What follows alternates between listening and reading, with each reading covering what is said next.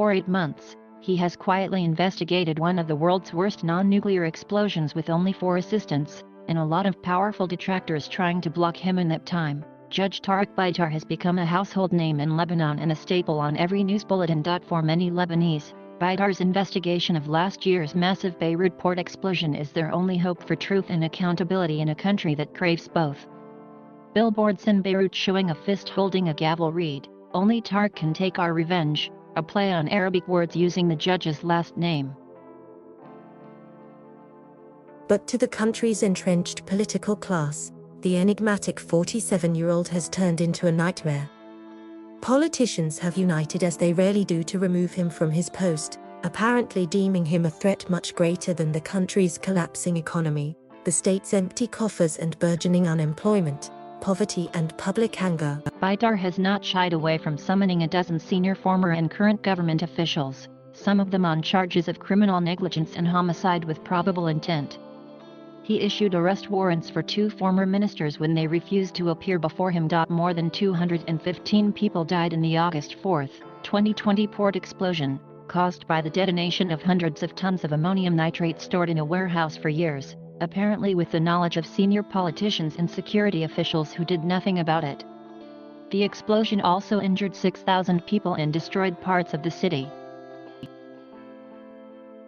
More than a year after the government launched a judicial investigation, nearly everything else remains unknown, from who ordered the shipment to why officials ignored repeated warnings of the danger. But the low-profile Bitar, there are only a few public pictures of him, has earned the trust of many Lebanese, including relatives of the victims. "We have big faith, up to 90%, that Judge Bitar will lead us to justice," said George Bezjan, whose daughter Jessica, a nurse, was killed in the explosion. Bezjan and others who have met Bitar describe a soft-spoken, calm and courageous man who has stayed clear of political affiliations or nepotism and displayed professionalism and doggedness.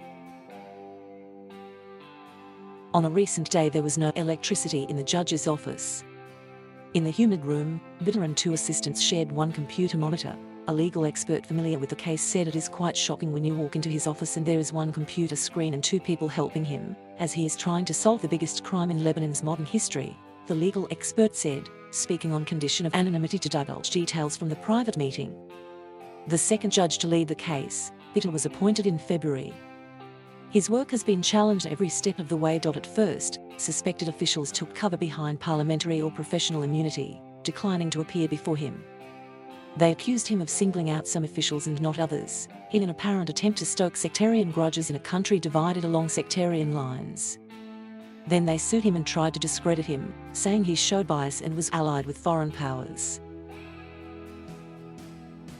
Earlier this month, the call to remove him finally came from Hezbollah leader Hassan Nasrallah, arguably the country's most powerful man. An anti-Bitar protest by supporters of Hezbollah, the allied Shiite group Amal, led by Parliament Speaker Nabi Berri, escalated into the worst violence the capital has seen in years.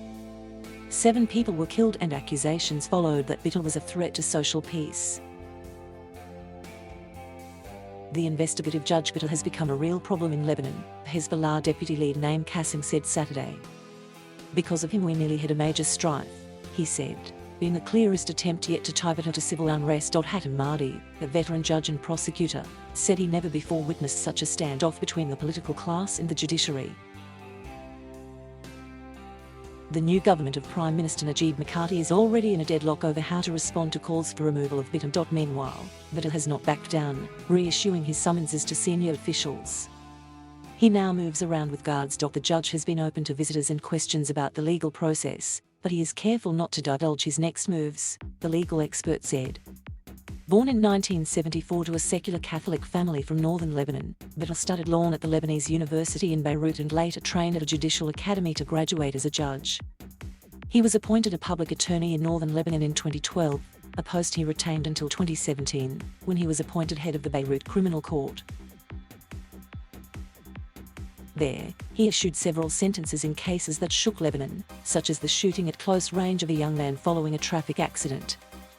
He also fined private hospital doctors a hefty sum for a case of malpractice that cost a young girl her 4 limbs. Bitar was first approached by the former Justice Minister to take the post soon after the port explosion. Realizing the size of the challenge, Bitar told people he met that he asked for a bigger team of assistants for the probe. He also requested that the immunity of lawmakers be lifted so he could question them. No one replied to his requests, which would have required legal amendments, the legal expert said. The same minister approached Bitar again in February after his predecessor was removed by a court order following legal challenges from politicians. He agreed after realizing he was the only candidate. Relatives of victims of the port blast described Bitar as deeply sympathetic to their quest for justice. One man said the judge told him he approached the case as if his own daughter had been killed.